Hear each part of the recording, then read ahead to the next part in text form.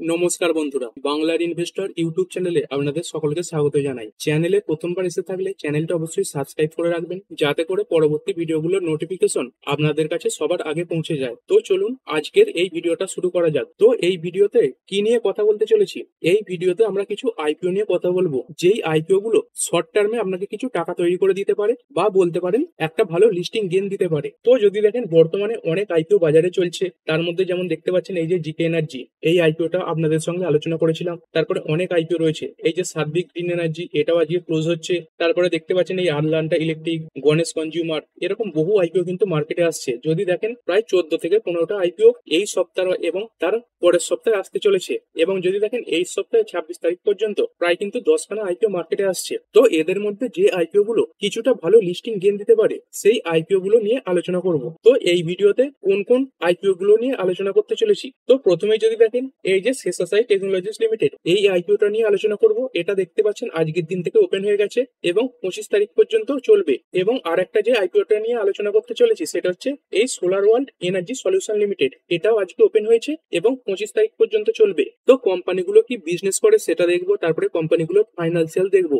তারপরে আইপিওর যে time table সেটা দেখে নেবো, এবং শেষে তো অবশ্যই কোম্পানিগুলো জিএমপি কত চলছে সেটা দেখবো। তো প্রথমে চলুন এই solar world energy solution limited এই আইপিওটা নিয়ে ডিটেলসে আলোচনা করি। তো যদি দেখেন এই কোম্পানিটা এই পাওয়ার সেগমেন্টে কাজ করে থাকে, বিশেষ করে এই যে সোলার পাওয়ার রয়েছে, তো এই সোলার সিস্টেমের সঙ্গে যুক্ত একটি কোম্পানি। তো যদি দেখেন কোম্পানির বিভিন্ন প্রোডাক্ট রয়েছে, এই যে সোলার মডিউল রয়েছে এগুলো ম্যানুফ্যাকচার করে থাকে। তারপরে বিইএসএস মানে ব্যাটারি এনার্জি স্টোরেজ সিস্টেম, এগুলো তৈরি করে। তারপরে যে সোলার ইপিসি হয় এই সেগমেন্টে যুক্ত। তারপরে তো বললাম বীজ রয়েছে, তারপরে সোলার আইপিপি, তার সঙ্গে সঙ্গে রুফটপ যে সোলার রয়েছে, তার সঙ্গে সঙ্গে সোলার পার্ক, এগুলো ডেভেলপমেন্ট করে থাকে। এবং তার সঙ্গে সঙ্গে এই সোলার সংক্রান্ত যে বিভিন্ন অ্যাসেট রয়েছে সেইগুলো এই কোম্পানিটা ম্যানেজ করে। এবং বর্তমানে এই সোলার সংক্রান্ত যে জিনিসের চাহিদা সেগুলো কিন্তু যথেষ্ট ভালো জায়গাতে রয়েছে। এবং তার সঙ্গে সঙ্গে গভর্নমেন্টও এই সোলার সেগমেন্টের সঙ্গে যুক্ত বিভিন্ন কোম্পানিগুলোকে নানা ধরনের ইনসেনটিভ দিয়েও সাহায্য করছে, এবং এটাকে একটা ফিউচার ওরিয়েন্টেড টাইপের বিজনেসও বলতে পারেন। তো এখানে দেখতে পাচ্ছেন কোম্পানিটা 2013 সালে তৈরি হয়েছে।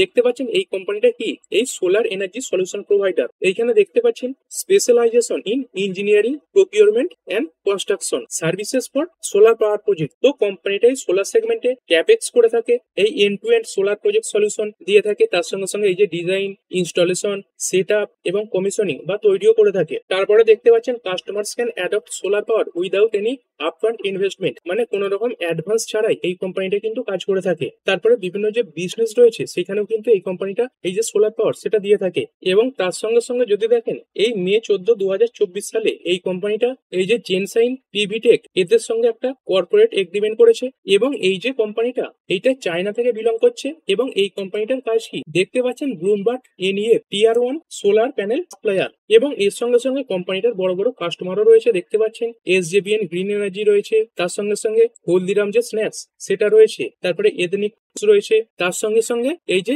সমীক্ষা সোলার ওয়ার্ল্ড প্রাইভেট লিমিটেড এরাও রয়েছে। তো এই জুলাই 31, 2025 ডেটা অনুযায়ী কোম্পানির কাছে 277খানা এমপ্লয়িও রয়েছে। এরপরে কোম্পানির ফাইন্যান্সিয়াল দেখে নেবো।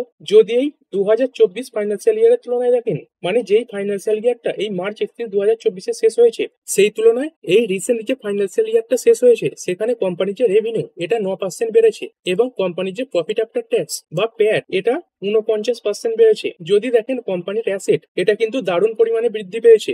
এই 2023-এ 120 কোটি, তারপরে 2024-এ কিছুটা বেড়ে হয়েছে 155 কোটি। এবং তারপরে দেখতে পাচ্ছেন অ্যাসেটে একটা ভালো বৃদ্ধি দেখা গেছে, প্রায় 600 কোটি অ্যাসেট বলতে পারেন। তারপরে টোটাল ইনকাম এটাও ভালো পরিমাণে বেড়েছে 235। তারপরে যদি দেখেন প্রায় কিন্তু ডবলেরও বেশি হয়েছিল, 505.50 কোটি, এবং তারপরে হয়েছে 551 কোটি। আর প্যাট কত এই 2023-এ প্রায় 15 কোটির কাছাকাছি, 2024-এ 51 কোটির একটু বেশি, এবং এই 2025 ফাইন্যান্সিয়াল ইয়ারে এই 77 কোটির প্যাট হয়েছে। তারপর এবিটা দেখতে পাচ্ছেন প্রায় 23 কোটি, তারপরে 71 কোটি, তারপরে 106 কোটি। আর নেট ওর্থ কিরকম রয়েছে প্রায় 22 কোটি, তারপরে 73 কোটি, এবং তারপরে 309 কোটি। এবং যদি রিজার্ভের কথা বলি তাহলে কিন্তু কোম্পানির কাছে এই যে রিজার্ভ সেটাও ভালো রয়েছে, 272 কোটি রিজার্ভ রয়েছে। আর কোম্পানির কাছে ধার কিরকম রয়েছে, ধারও সামান্য বেশি রয়েছে, 114 কোটির ধার রয়েছে। তবে রিজার্ভের তুলনায় বা বলুন নেট ওর্থের তুলনায় এই যে ধার সেটা কিন্তু অনেকটাই কম। তো যদি দেখেন কোম্পানির যে মার্কেট ক্যাপ সেটা কত 3042 কোটি টাকা, মানে একটা ছোট সাইজের কোম্পানি বা স্মল ক্যাপ কোম্পানি বলতে পারেন। আরওই রয়েছে 40.27%, ROC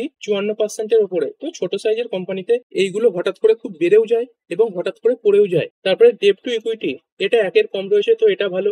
return on net worth এটাও 40-এর উপরে রয়েছে। প্যাড মার্জিন 14.14% এবং এবিটা মার্জিন এটা রয়েছে 20%। তো বিভিন্ন যে প্যারামিটার গুলো সেইগুলো কিন্তু ভালো জায়গাতেই রয়েছে। এবং ইপিএস কত, আইপিও আসার আগে 10.39 এবং আসার পরে হবে 8.89। আর পি রেশিও এটা আইপিও আসার আগে 33.77 এবং আসার পরে হচ্ছে 39.48। এরপর চলুন টাইম টেবিল দেখে নিই। তো দেখতে পাচ্ছেন আজকের দিন থেকে ওপেন হয়ে গেছে সেপ্টেম্বর 23 এবং 25 তারিখ পর্যন্ত চলবে। ফেস ভ্যালু কত 5 রয়েছে। প্রাইস ব্যান্ড 333 থেকে 351। তো এই 351 এটা কাট অফ প্রাইস রয়েছে। এক একটা লটে 42টা শেয়ার থাকবে। আর এটা কি ধরনের আইপিও আসছে দেখতে পাচ্ছেন, ওএফএস থাকবে এবং তার সঙ্গে সঙ্গে কিছু ফ্রেশ অফারও থাকবে। দেখতে পাচ্ছেন fresh capital come offer for sale. এবং টোটাল ইস্যু সাইজ কত 490 কোটি। তো ছোট সাইজের একটা আইপিও, তবে এটা ভালো ব্যাপার এই যে ফ্রেশ ইস্যু এটা কিন্তু অনেকটাই বেশি রয়েছে। 440 কোটি ফ্রেশ ইস্যু রয়েছে এবং 50 কোটি রয়েছে অফার ফর সেল। আর ইস্যু টাইপ দেখতে পাচ্ছেন বুক বিল্ডিং আইপিও। কোথায় কোথায় লিস্ট হবে বিএসসি এবং এনএসসি, মানে এটা একটা মেন বোর্ড আইপিও। তবে যদি দেখেন এই যে ইনভেস্টর ক্যাটাগরি, এইখানে এই রিটেলদের জন্য খুবই কম কোটা রয়েছে, মাত্র 10% পর্যন্ত কোটা রয়েছে। তো এখানে যে পাওয়ার চান্স সেটা কিন্তু এখানে অনেকটাই কমে গেল। তারপরে কিউআইবি এদের রয়েছে 75%-এর নিচে এবং এনআইআই এদের থাকছে 15% পর্যন্ত। আর একবার তাড়াতাড়ি দেখে নেবো ওপেন ডেট ক্লোজ ডেট এইগুলো। এই 23 তারিখে ওপেন হয়েছে, 25 তারিখে ক্লোজ হবে, 26 তারিখে অ্যালটমেন্ট পেতে পারেন। আর যদি অ্যালটমেন্ট না পান তাহলে রিফান্ড হবে এই সেপ্টেম্বর 29 মানে সোমবারে। আর যদি অ্যালটমেন্ট পেয়ে যান তাহলে ওই সোমবারই বা সেপ্টেম্বর 29 শেয়ার আপনার ডিম্যাট অ্যাকাউন্টে ক্রেডিট হয়ে যাবে। আর কবে লিস্ট হতে পারে, এই সেপ্টেম্বরের 30 তারিখে এই শেয়ারটা মার্কেটে লিস্ট হয়ে যেতে পারে। তো রিটেলদের 15,000-এর নিচে লট থাকে। তো একটা লটের দাম দাঁড়াচ্ছে 14,742। রিটেলরা সর্বোচ্চ 13খানা লট অ্যাপ্লাই করতে পারবে। তারপরে যদি বলি এইচএনআই, এরা 14 থেকে 67টা পর্যন্ত লট অ্যাপ্লাই করতে পারবে এবং বিগ যে এইচএনআই রয়েছে তারা 68টা লট থেকে অ্যাপ্লাই করা শুরু করতে পারবে। আর কোম্পানির প্রমোটার হোল্ডিং এটা কিরকম রয়েছে দেখতে পাচ্ছেন, আইপিও আসার আগে কোম্পানির প্রমোটারের কাছে রয়েছে 78.70%, মানে গ্রে মার্কেটে কোম্পানির প্রায় 22%-এর কাছাকাছি শেয়ার ছাড়া রয়েছে। তো এই আইপিও আসার পরে এই যে প্রমোটার হোল্ডিং এটা আরো কিছুটা কমে যাবে। এরপর কোম্পানি বলেছে তারা এই আইপিও কেন নিয়ে আসছে, মানে তাদের অবজেক্টিভটা কি। তো দেখতে পাচ্ছেন কোম্পানি তাদের সাবসিডিয়ারিতে ইনভেস্টমেন্ট করবে, সেই কারণের জন্যই এই আইপিও আনছে। মানে কোম্পানি তাদের বিজনেসকে আরো বেশি বাড়াবে। তো সেইখানে কোম্পানি প্রায় 575 কোটি টাকা পর্যন্ত ইনভেস্ট করতে পারে। বাজার থেকে তো 440 কোটি টাকা উঠছে এবং বাকি যে টাকাটা সেটা কিন্তু কোম্পানি নিজের থেকেই লাগাবে। এরপর আজকের দিন থেকে শুরু হয়েছে এবং অনেক প্রি অ্যাপ্লাইও হয়েছে। তো এই সাবস্ক্রিপশন কেমন হয়েছে চলুন দেখে নিই। তো দেখতে পাচ্ছেন এই যে কিউআইবি এদের যে সাবস্ক্রিপশন সেটা এখনো 0 রয়েছে। এনআইআই এদের রয়েছে 0.31 গুণ, মানে এখনো ফুলফিল হয়নি। তো আজকের দিনেই প্রায় ফুলফিল হয়ে যেতে পারে। তারপরে রিটেলরা এরা কিন্তু বেশি অ্যাপ্লাই করে ফেলেছে 1.75 গুণ, মানে আজকে শুরু হয়েছে তার আগেই কিন্তু এতটা অ্যাপ্লাই হয়ে গেছে। তো বর্তমানেই দেখতে পাচ্ছেন ওভার সাবস্ক্রাইব হয়ে গেছে এবং টোটাল কত হয়েছে, টোটাল হচ্ছে 0.40 গুণ। আর এই আইপিওর অ্যালটমেন্ট স্ট্যাটাস এটা কোথায় চেক করবেন, তো এই MUFG in time India private limited এই যে ওয়েবসাইটটা রয়েছে এখানে গিয়ে আপনি আপনার আইপিও যে অ্যালটমেন্ট স্ট্যাটাস সেটা চেক করে নিতে পারবেন। আর শেষে তো অবশ্যই গুরুত্বপূর্ণ জিনিস, এই আইপিও জিএমপি কত চলছে চলুন সেটাও দেখে নিই। দেখতে পাচ্ছেন এর যে বর্তমান জিএমপি সেটা চলছে 18.80%। তো আবারও বলে দিই এই যে জিএমপি সেটা কিন্তু সময়ের সঙ্গে সঙ্গে পরিবর্তন হয়। দেখতে পাচ্ছেন এই 20 তারিখে জিএমপি ছিল এই 10-এর নিচে, সেইখান থেকে বেড়ে গেছে। তো এইখান থেকে আরো বেশি বেড়ে যেতে পারে বা আবার ধরুন পরে এই 9-10%-এর কাছাকাছি বা মাইনাসেও কিন্তু চলে যেতে পারে। কারণ এই যে জিএমপি সেটা শুধুমাত্র একটা আন্দাজ দেয় যে শেয়ারটা কিভাবে লিস্ট হতে পারে। শুধুমাত্র এই জিএমপির উপর নির্ভর করে কোনো আইপিওতে অ্যাপ্লাই করা কিন্তু একদমই উচিত নয়। তো বর্তমানে জিএমপি অনুযায়ী যদি লিস্ট হয় তাহলে আপনি এক একটা শেয়ার পিছু প্রায় 18.5%-এর কাছাকাছি লাভ তুলতে পারেন। আর এরপরে সেকেন্ড আইপিও নিয়ে কথা বলবো, সেটা হচ্ছে শেষাসাই টেকনোলজিস। তো এই কোম্পানিটা কি কাজ করে থাকে দেখতে পাচ্ছেন, best tech brand in the BFSI sector. তো এই বিএফএসআই সেক্টর এর ফুল ফর্ম কি, এর যে ফুল ফর্ম সেটা হচ্ছে ব্যাংকিং, ফাইন্যান্সিয়াল সার্ভিসেস এবং ইন্স্যুরেন্স সেক্টর। তো এই সংক্রান্ত বিভিন্ন কাজ করে। দেখতে পাচ্ছেন মেটাল কার্ডস রয়েছে, বিভিন্ন ধরনের যে মেটাল কার্ডস সেগুলো এই কোম্পানিটা তৈরি করে প্রোভাইড করে। তারপরে আইওটি এন্ড আরএফআইডি, তো বিভিন্ন ধরনের টেকনোলজি সংক্রান্ত যে জিনিসগুলো রয়েছে যেমন এনএফসি সেইগুলো এই কোম্পানিটা দিয়ে থাকে। তারপরে ব্যাংকিং এর যে বিভিন্ন ইনস্ট্রুমেন্ট মানে ব্যাংকের যে বিভিন্ন মেশিন পত্র লাগে সেইগুলো এই কোম্পানি তৈরি করে। তারপরে সিম ইসিম ম্যানুফ্যাকচার করে থাকে এবং এইগুলোকে ডোর স্টেপ পর্যন্ত ডেলিভারও করে। তারপরে দেখতে পাচ্ছেন ওমনি চ্যানেল মাস কমিউনিকেশন, বিভিন্ন টেকনোলজিকে কাজে লাগিয়ে এরা এই যে কমিউনিকেশন সেটাকে অত্যন্ত সহজ করে তোলে। তো যদি কোম্পানির ডিটেলস দেখেন দেখতে পাচ্ছেন 1993 সালে তৈরি হয়েছে। কোন কোন ক্ষেত্রে কোম্পানির দক্ষতা রয়েছে দেখতে পাচ্ছেন এই যে পেমেন্ট সলিউশন, তার সঙ্গে সঙ্গে কমিউনিকেশন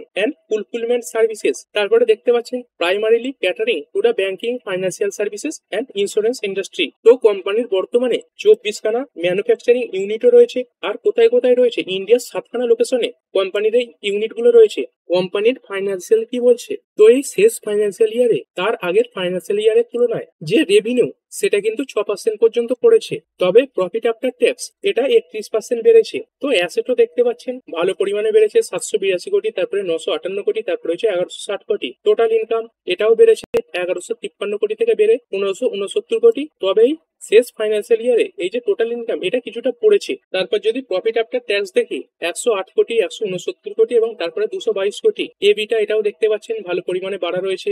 নেট ওর্থ এটা 321 কোটি, 465 কোটি এবং 669 কোটি।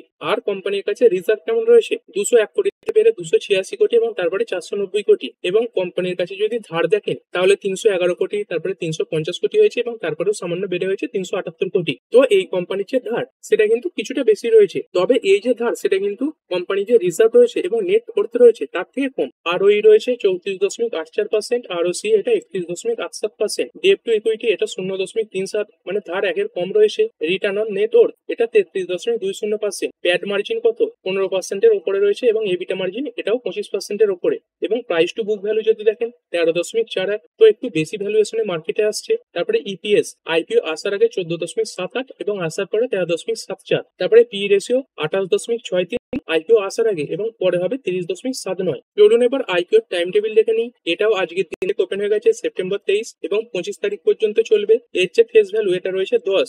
ইস্যু প্রাইস ব্যান্ড কত 402 থেকে 423। তো এই 423 এটা কাট অফ প্রাইস থাকবে, এক একটা লটে 35টা শেয়ার থাকবে। আর এই যে ইস্যু সেটা কি ধরনের ইস্যু এটাও দেখতে পাচ্ছেন, কিছু ফেস ইস্যু থাকবে এবং কিছু অফার ফর সেল থাকবে। তো টোটাল যে ইস্যু সাইজ সেটা হচ্ছে 813 কোটি, তার মধ্যে ফেস ইস্যু এটা 480 কোটি। তো এই টাকাটা কোম্পানির বিজনেসের কাজে লাগবে। এবং অফার ফর সেল দেখতে পাচ্ছেন 333 কোটি, এটা কোম্পানি কোনো এক্সিস্টিং প্রমোটার তাদের শেয়ার বিক্রি করে দিচ্ছে, মানে এই টাকাটা কিন্তু তাদের পকেটে যাবে, কোম্পানির কাজে লাগবে না। এবং আপনি যদি এই কোম্পানির এমপ্লয়ি হয়ে থাকেন তাহলে 40 টাকা পর্যন্ত ডিসকাউন্টও রয়েছে। এবং এটা একটা বুক বিল্ডিং আইপিও, লিস্ট হবে বিএসসি এবং এনএসসি তে। তারপরে ইনভেস্টর ক্যাটাগরি এটা কিরকম রয়েছে, এই যে কিউআইবি এদের জন্য 50% পর্যন্ত কোটা রয়েছে, রিটেলদের জন্য রয়েছে 35% পর্যন্ত কোটা এবং এনআইআই এদের জন্য রয়েছে 15% পর্যন্ত কোটা। তো এর আগের যে আইপিওটা নিয়ে আলোচনা করলাম, এই যে সোলার ওয়ার্ল্ড আইপিও, সেইখানে দেখেছিলেন এই যে আইপিওর সাইজ সেটাও এর তুলনায় অনেকটা কম ছিল এবং সেখানে এই যে রিটেলদের পার্সেন্টেজ সেটা কিন্তু 10% পর্যন্ত ছিল। তো যদি এর আগের আইপিওর তুলনায় দেখেন তাহলে কিন্তু এই আইপিওটা পাওয়ার চান্স একটু বেশি রয়েছে।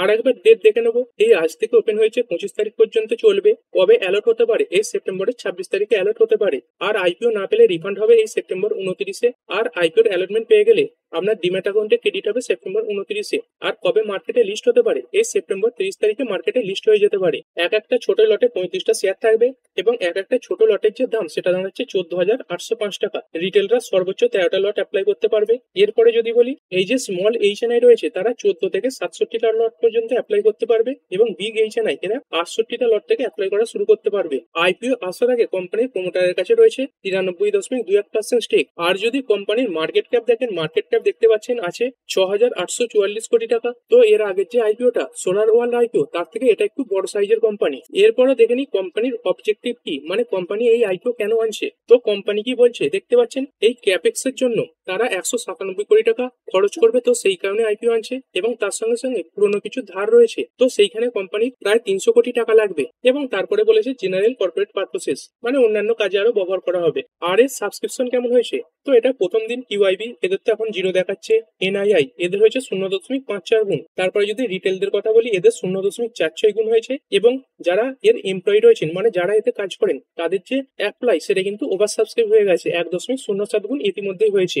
আর এই আইপিও অ্যাপ্লাই করলে আপনি কোথায় চেক করতে পারবেন, এই আইপিওটারও যে রেজিস্ট্রার সেটাও দেখতে পাচ্ছেন এর আগের কোম্পানিটার মতোই সেম, এই MUFG in time India private limited. এই ওয়েবসাইটে গিয়ে চেক করে নিতে পারবেন। আর শেষে অবশ্যই কোম্পানির জিএমপি কত চলছে। তো দেখতে পাচ্ছেন আজকের দিনে এই যে জিএমপি সেটা সামান্য ডাউন হয়েছে। এর আগে 3 দিন বেড়েছিল 24% থেকে 25%, তারপরে 27% হয়েছিল। এবং এই 23 সেপ্টেম্বরের তারিখ এই যে জিএমপি সেটা সামান্য পড়ে হয়েছে 20.80%। মানে এই জিএমপি যদি বজায় থাকে তাহলে আপনি এক একটা শেয়ার পিছু 20 টাকা পর্যন্ত লাভ পেতে পারেন। আর এটা তো বারবার অবশ্যই বলতে হয় যখনই জিএমপির কথা বলি, এই যে জিএমপি সেটা কিন্তু কনস্ট্যান্ট থাকে না, মানে এটা প্রতিদিনই কিন্তু পরিবর্তন হয়। তো এই দুটো আইপিও নিয়ে ডিটেলসে আপনাদের সঙ্গে আলোচনা করলাম। এবার চাইলে আপনি এই আইপিও গুলোকে ভালো করে স্টাডি করে সেখানে অ্যাপ্লাই করতে পারেন। তো ঠিক আছে বন্ধুরা, আশা করছি ভিডিওটা আপনাদের ভালো লেগেছে। আপনি চাইলে এটাকে লাইক এবং শেয়ার করতে পারেন। আর শেয়ার মার্কেট সংক্রান্ত ডেইলি নিউজ আপডেট পেতে চ্যানেলটা সাবস্ক্রাইব করে রাখবেন এবং পাশে থাকা বেল আইকনটি টিপে অল অবশ্যই সিলেক্ট করে রাখবেন, যাতে পরবর্তী ভিডিওর নোটিফিকেশন আপনার কাছে সময় মতো পৌঁছে যায়। আর হ্যাঁ, ভিডিওটি শুধুমাত্র ইনফরমেশন এবং এডুকেশনাল পারপাসের জন্য বানানো হয়েছে। আমি সেবি রেজিস্টার্ড নই, তাই কোনো প্রকার শেয়ারে কোনো প্রকার বাই, সেল, হোল্ড বা অ্যাভারেজ করার কোনো সিদ্ধান্ত নেওয়ার আগে আপনার যে ফাইন্যান্সিয়াল অ্যাডভাইজার আছে তার সঙ্গে অবশ্যই আলোচনা করবেন। দেখা হচ্ছে পরের ভিডিওতে। ধন্যবাদ।